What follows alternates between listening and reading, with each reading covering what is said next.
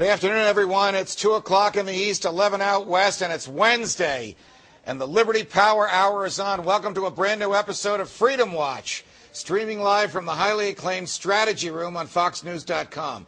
I'm Judge Andrew Napolitano. We'll discuss the issues that profoundly affect your freedom, your civil liberties, your financial liberties, and your right to have a government that stays within the confines of the Constitution. We have a terrific lineup for you today, and I encourage you to be part of the show. Shelley Roche is on hand, as always, for the entire hour. So start sending your tweets and emails to her right now. Your comments will help shape the conversation throughout the show. We'll also be live. That's right, live on the Fox News channel in just about 10 minutes. We'll be discussing the libertarian reaction to the nomination of Judge Sonia Sotomayor to the Supreme Court of the United States. So make sure to turn your TV to the Fox News channel and be part of the ever-growing reach of Freedom Watch. But now it is my great pleasure to introduce to you one of the great defenders of freedom and liberty in the Congress today, and my good friend, Congressman Ron Paul, who joins us from his home state of Texas. Congressman Paul, welcome back to Freedom Watch. We're also joined in the studio by Peter Schiff and on the telephone by Tom Woods from the Mises Institute. Congressman Paul, to you first. Probably no surprise, but what is your reaction to the nomination of Judge Sotomayor to replace Justice David Souter on the Supreme Court of the United States? Well, I would have to say I'm not surprised. I mean, this is sort of what one would expect from our current president, and I guess I can't be too optimistic. Oftentimes, you know, the judges don't turn out to be exactly what they're picked to do. You know, some of the judges that the Republicans pick turn out to be, pretty liberal and vice versa. And if you come from a libertarian constitutional viewpoint, sometimes you can always be hopeful. But I don't know enough about her to say in which areas. The few cases I've heard about haven't been too reassuring to me that she's going to come out on the side of very limited government. Tom Woods, it sounds to me like she's just what the president promised. We only know, as Congressman Paul just indicated, of her views on a couple of hot-button issues. For example, even though the Supreme Court in Heller said the right to keep and bear arms is a fundamental liberty, her view is it's a fundamental liberty only as against the federal government and not the state governments.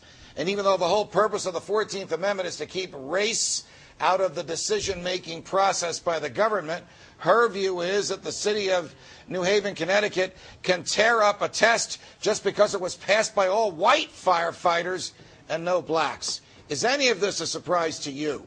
No, not at all, especially when we remember the exact words of President Obama when he was just candidate Obama. He said, these are his words, referring to a Supreme Court justice, "We need somebody who's got the heart, the empathy to recognize what it's like to be a young teenage mom, the empathy to understand what it's like to be poor or African American or gay or disabled or old, and that's the criterion by which I'll be selecting my judges." Well, you know, for people who don't actually know any of the relevant issues, that sounds like another one of these pretty little speeches from Obama. But I hope I won't be ridiculed for pointing out that this is just Bolshevism. This is the Bolshevist legal philosophy. When the Bolsheviks took over in Russia, one of the first things they did was to make clear that legal precedent didn't matter anymore. The accumulated body of law over the years was really just a bourgeois trapping to enrich the ruling class. So what you need to be a judge in Bolshevik Russia was not even a law degree. That would actually work against you. What you needed was a good revolutionary consciousness, that you would see each case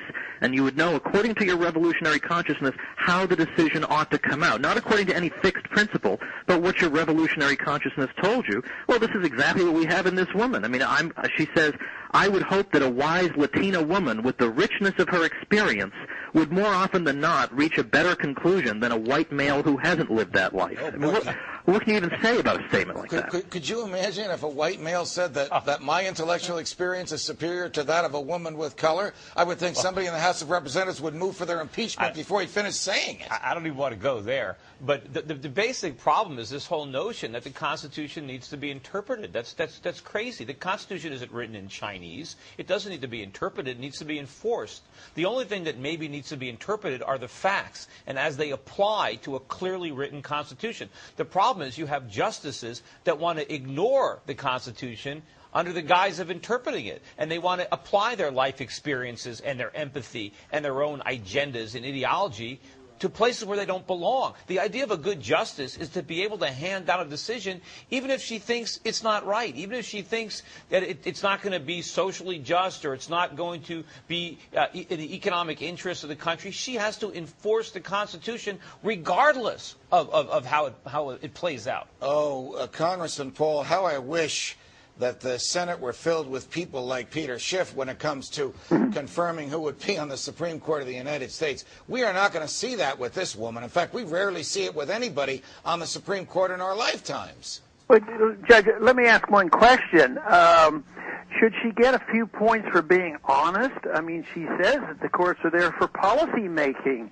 And at least she's right up front, so we should expect the worst. If she's in the business of writing policy and writing law, we know what to expect. So we have been forewarned. We were forewarned by the president, and she has already forewarned us what she thinks of the judicial system. Yeah. Do you think the Republicans will gain any points by being aggressive with her, or do you think they'll give up the ghost because the president has either 59 or perhaps 60 Democrat votes in the Senate by the time the final vote on her nomination comes to pass? Well, if you look at it in strictly political terms, it's a total loser, and people say, why waste your time and energy because you're going to lose anyway.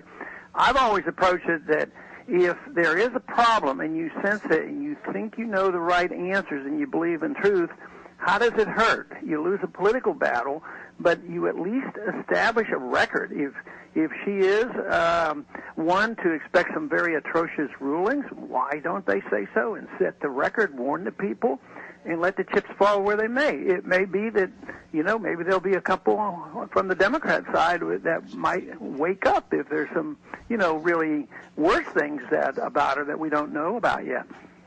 Okay. They should fight the appointment. That's my point. Tom Woods, before Fox News Channel and my colleague Trace Gallagher gets here with his camera crew, which will simulcast us on Fox News and on Freedom Watch, is empathy. It's never empathy for the Constitution. It's empathy for one of the litigants. Is that the new code word for diversity? I mean, should she be given credit for being open about the fact that she is going to allow her womanness and her Hispanic background to influence her decisions on the bench? Well, in a perverse sense, she deserves credit for saying that I have no idea what it means to be a Supreme Court justice, and I'm a political hack. And, I know she graduated at the top of her class, but given the way law schools are today, that means she's just an expert at parroting, garbage. I mean, I'm not impressed by that. So I think almost anybody he's going to choose is going to be a disaster. She's got a very, very minimal track record so far, but everything she said is all predictable, politically correct stuff.